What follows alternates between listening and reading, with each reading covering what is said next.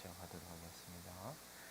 전능하사 천지를 만드신 하나님 아버지를 내가 믿사오며 그 외아들 우리 주 예수 그리스도를 믿사오니 이는 성령으로 잉태하사 동정녀 마리아에게 나시고 본디오 빌라도에게 고난을 받으사 십자가에 못 박혀 죽으시고 장사한 지 사흘 만에 죽은 자 가운데서 다시 살아나시며 하늘에 오르사 전능하신 하나님 우편에 앉아 계시다가 저리로서 산자와 죽은 자를 심판하러 오시리라.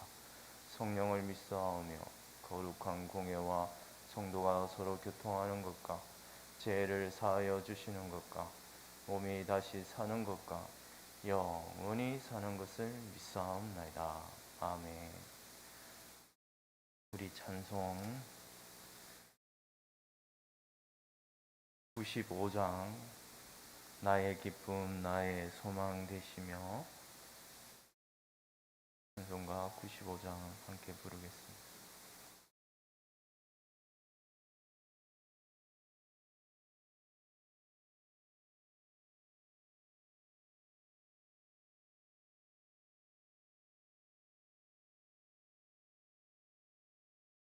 찬송가 95장입니다. 나의 기쁨 나의 소망 되시며 나의 기쁨 나의 소망 되시며 나의 생명이 되신 주 한나 불러서 찬송을 드려도 늘 아신 마음 뿐일세 나의 사모하는 선한 목자는 어느 고다운 동산에 양의 무리와 늘 함께 가셔서 기쁨을 함께 하실까 길도 없이 거친 넓은 들에서 갈 길 못 찾아 애쓰며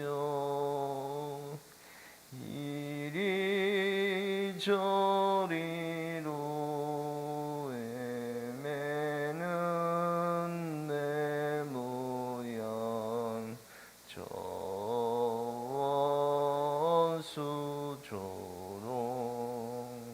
전수조롱하도다 주의 자비로 고와 평안 얼굴 모든 천사도 반기며 주의 놀라운 진리의 말씀에 천지가 알아가도다 나의 진정 사모하는 예수님 음성조차도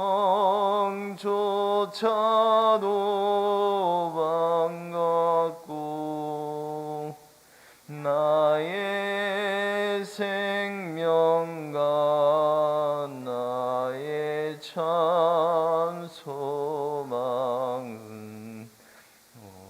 오직 주 예수 군이세. 아멘.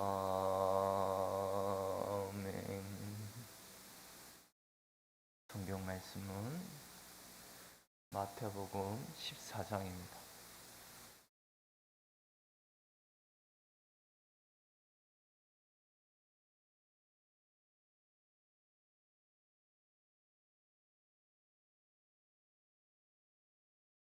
마태복음 14장 1절에서 12절까지 우리 한 절씩 교도하도록 하겠습니다.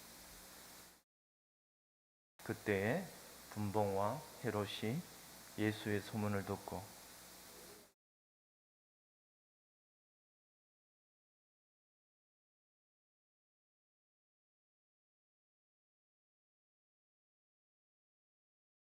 전에 헤롯이 그 동생 빌립의 아내 헤로디아의 일로 요한을 잡아 결박하여 옥에 가두었더니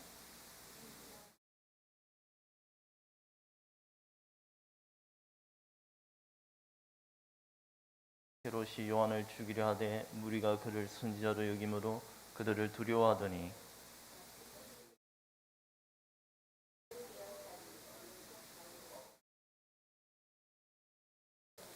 헤롯이 맹세로 그에게 무엇이든지 달라는 대로 주겠다고 약속하거늘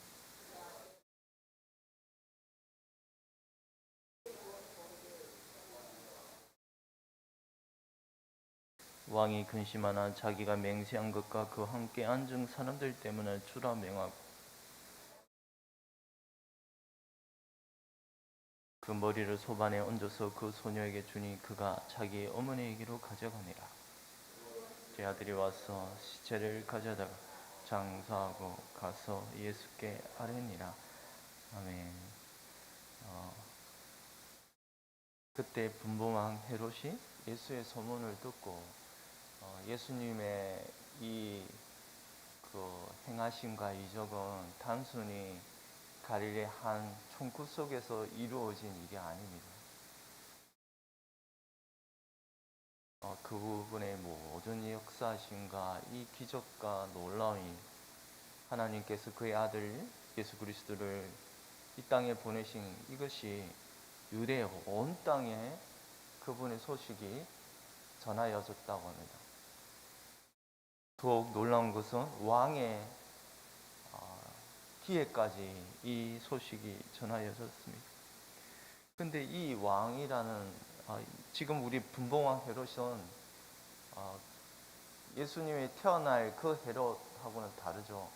그 헤롯은 이미 죽었고 그의 아들 분봉왕 헤롯입니다. 이 아들도 참 어리석고 악한 왕이었나 봅니다. 이 왕의 어떤 내면적인 모습, 그의 도덕적인 모습이 우리가 어떤지는 잘 알 수 없습니다만, 그런 성경을 통하여 우리가 좀 알 수 있는 바는 이 자는 아내의 이끌림에 의하여 악한 짓을 많이 한 것 같습니다. 오늘 우리가 잘 아는 내용, 세례 요한이 이 왕에 의하여 죽임을 당하는 참 안타까운, 참 슬픈 장면인데요. 우리가 한번 그 내용을 한번 살펴보겠습니다. 우리 2절입니다. 함께 읽도록 하겠습니다. 그 신하들에게 이르되 이는 세례 요한이라. 그가 죽은 자 가운데서 살아났으니 그러므로 이런 능력이 그 역 속에서 역사하는도다. 지금 이 마태는 역사를 거꾸로 기술하고 있습니다. 놀랍게 자기가 행한 이미 세례 요한의 그 목을 벤 그 사실을 거꾸로 이제는 그 일을 역추하면서 이 사실을 기록하고 있는데요. 근데 한번 우리가 생각해 보면 세례 요한을 죽인 그 일이 예수님의 사역에서 드러나는 것을 보고서 이 왕은 두려워하였다고 하잖아요. 그러면 왜 두려워하였을까요? 우리는 하나님께서는 이 사람에게 아무리 악한 자라도 양심이라는 걸 심어주었지 않습니까? 이 아무리 악한 이 헤롯에게도 양심이라는 것이 있었죠. 자기가 과거에 행한 그 악한 일이 이제 예수님을 보고서 그 양심을 찌르고 있었던 것입니다. 세례 요한 그 선하고 거룩한 사람을 죽인 그 일이 그 양심을 괴롭게 하였단 말입니다. 죽은 자가 다시 살아나서 마치 꿈에서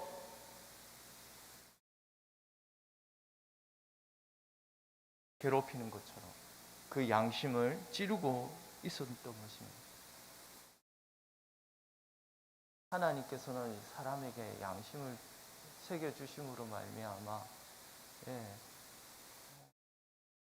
악한 짓을 못하겠고, 근데 이 양심이라는 것이 결국에는 이 타락을 하였기 때문에 성경은 그걸 히브리서에 보면 악한 양심이라고 합니다. 악한 양심에서 그리스도의 핏부림을 받아 선한 양심으로 우리를 바꾸어 주셨다고 합니다. 그러므로 곧 우리는 이 양심이라는 것을 하나님을 제대로 알 수는 없지만 도덕적인 어떤 기능을 하게 만듭니다. 이 세상에서 쓰레기를 버리면 안 되고, 노인을 공경해야 하고, 살인을 함부로 하면 안 되죠. 그런데 이 분봉왕 헤롯은 거룩한 사람을 죽였단 말입니다.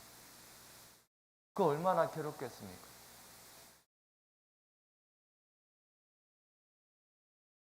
그런 능력이 그 속에서 역사합니다. 죽은 자가 그 죽은 자의 영이 저 사람이 들어와서 역사합니다. 두려움이 휩싸이니까. 근데 이게 미신 아닙니까? 우리가 사람이 죽으면 그 죽는 즉시 지옥과 천국이 갈라지는 겁니다. 이 땅에 뭐 떠들고 그런 것이 없지 않습니까? 근데 진리를 모르고 예수 그리스도 하나님의 천국을 그 마음에 누리지 못한 백성은 이처럼 양심의 고통과 괴로움의 미신에 어둠에 휩싸여서 고통을 받는 것입니다. 그것이 다 결국 그의 그런 악한 행위로 인한 고통을 받는 것이죠. 왜 그가 그런 짓을 행하였는지 한번 우리 3절을 보도록 하겠습니다. 전에 헤롯이 그 동생 빌립의 아내 헤로디아의 일로 요한을 잡아 결박하여 옥에 가두었으니, 지금 이 왕은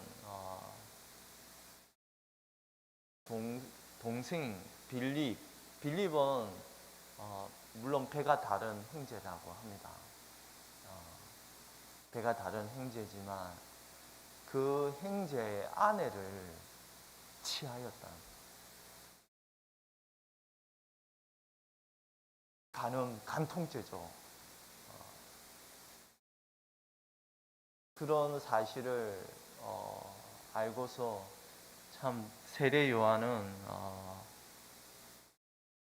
이 왕에게도 이실직고 솔직하게 정직하게 왕의 옳지 않음을 참 고백하였다고 말합니다. 오히려 책망하고 그 왕에 대하여 이것은 옳지 못한 일이라고 말하였다는 것입니다. 그 일로 인하여 이 왕은 좀 마음이 왔다 갔다 했던 것 같습니다. 오히려 이런 결박과 요한을 옥에 가두는 그 일의 배후에 가장 중요한 역할을 한 자는 이 왕이라기보다는 여러분이 잘 알다시피 헤로디안.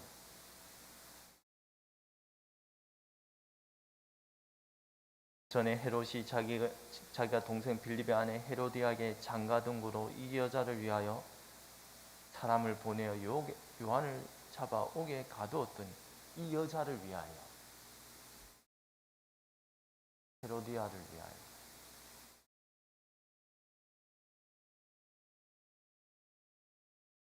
자신의 동생의 아내를 취하는 것이 합당하지 아니하다고 요한이 헤롯에게 엄히 질책함으로 말미암아 왕의 번민보다 오히려 이 마음은, 미움의 마음은 여인 헤로디아의 마음의 정오와 아주 큰 미움이 세례 요한에게 임했나 봅니다.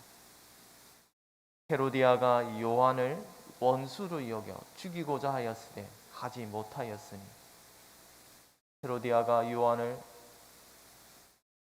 헤롯이 요한을 어렵고 거룩한 사람을 알고 두려워하여 부어하며 또 그의 말을 들을 때 크게 번민을 하면서도 달갑게 들음이르라. 마가복음 6장에 나오는 말씀. 이런 말씀을 종합해서 보면 헤로디아가 오히려 이 세례 요한을 엄청 종호하였고 그 죽이고자 하는 마음이 있어서 남편 지금 이 분봉왕 헤롯을 통하여 옥을 가두게 하고 결국 죽음에 이르게 하는. 근데 저는 한번 여러분 이 참 왕의 마음을 한번 보기를 원합니다. 이 왕은 어떤 사람인가? 요한의 말을 들을 때 크게 번민을 하면서도 달갑게 들음이르라고 마가복음에는 기록하고 있어요. 달갑게란 기쁘게 들었단 말이에요. 세례 요한이 무슨 말을 했겠습니까? 하나님 나라와 회개하라 천국이 가까웠느니라. 그 하나님 나라에 관하여 복음을 전하였겠죠. 그런데 고민을 하면서도 어떻게 또 기쁘게 들었다고 말합니다. 이게 가능한 일인가? 여러분은 어떻게 하시는지요? 참 하나님 말씀을 들을 때 이런 사람이 있는 것 같습니다. 근데 이 사람은 여러분 믿지를 않았습니다. 하나님 나라를 거부했던 자입니다. 마치 어중간한 상태, 아예 배척하고 멀리하는 것이 아니라 가까이 두면서 단 마음으로 받기도 하며 또 때로는 번민하는 자. 그러나 이 사람은 그 안에 예수 그리스도가 없는 자여 버림받은 자의 마음의 상태라는 것입니다. 진리의 확신을 가지지 아니하고 이러했다 저러했다 다리를 중간에 걸치고서 이것도 맛보고 저것도 맛보는 상태의 두 마음을 품은 자입니다. 엘리야 시대의 책망을 들었던 이스라엘 백성의 마음의 상태라 할 수 있을 것입니다. 엘리야가 모든 백성에게 가까이 나아가 이르되 너희가 어느 때까지 둘 사이에서 머뭇머뭇하려느냐. 여호와가 만일 하나님이면 그를 따르고 바알이 만일 하나님이면 그를 따를지니라 하니 백성이 말 한마디도 대답하지 아니하는지.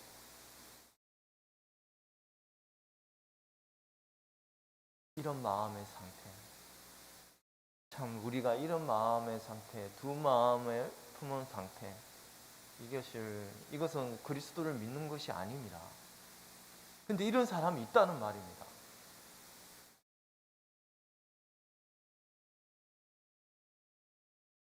이것은 결국 저주받은 마음입니다. 교회 내에 우리가 주를 믿는다는 것은 우리의 온 마음과 온 뜻과 온 힘을 다하여 주님께 다 맡긴 상태입니다. 이랬다 저랬다 하는 그것이 믿는 마음이 아니잖아요.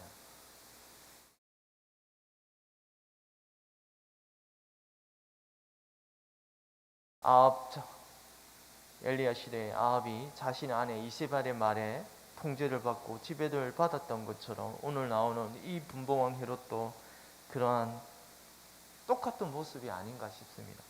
참 여러분, 제가 여러분 죄송합니다만 여자분들, 여자 집사님들, 여자와 남자를 구분하는 것은 아닙니다만 여자의 마음의 상태는 남자를 좀 지배하는 듯한 죄송합니다. 그런 게 있지 않은가. 왜냐하면 이게 창세기에 나오는 말씀입니다. 네가 임신하는 고통을 더하리니 네가 수고하고 자식을 낳을 것이며 너는 남편을 원하고 남편은 너를 다스릴 것이니라. 남편이 이제 이 하나님의 이 여인 하와에게 주는 말씀인데요. 이 말은 너는 남편을 다스릴 것이니라. 남편이 너를 다스릴 것이, 이 말은 반대로 말하면 여자는 남편을 다스리려고 하는 거죠. 이게 부패한 마음의 상태가 아닌가 싶습니다. 이런 마음은 제가 너를 원하나 너는 죄를 다스릴지니라. 창세기 4장에 나오는 말씀. 여인의 그런 마음을 오히려 죄된 마음이라고 말하면서 그런 마음을 다스리라. 너는 여인은 여자는 남편을 정복하고 자신의 마음대로 다스리려고 하는 그 마음을, 그런 죄된 마음을 조심하라고 말씀합니다. 이처럼 여인의 부패한 본성은 여인이 남자를 지배하기를 원하는 이런 강한 습성이 있는 것 같습니다.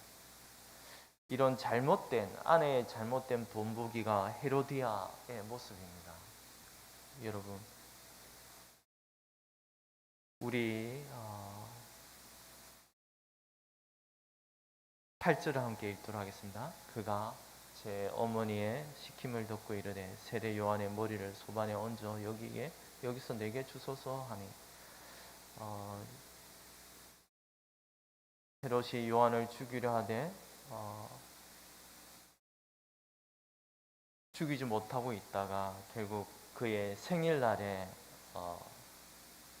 딸이 춤추는 것을 보고서 맹세하여서 그 맹세대로 내가 이 나라의 절반이라도 너에게 주겠노라 라는 그 어리석은 맹세로 말미암아 결국 세례 요한은 죽음을 당하게 됩니다. 그런데 우리가 오늘 이 왕이 세례 요한을 딸이 그의 어머니의 시킴을 듣고, 이 말씀은 결국 그 여인의 헤로디아가 이 모든 일에 주범임을 가르쳐 주고 있습니다. 참 헤로디아는 저는 이세벨의 모습을 담고 있지 않은가 싶습니다. 악한 왕 아합의 모든 일을 그 뒤 배후에서 조종하고서 아세라 상가 그런 이방신을 섬기게 한 이세벨.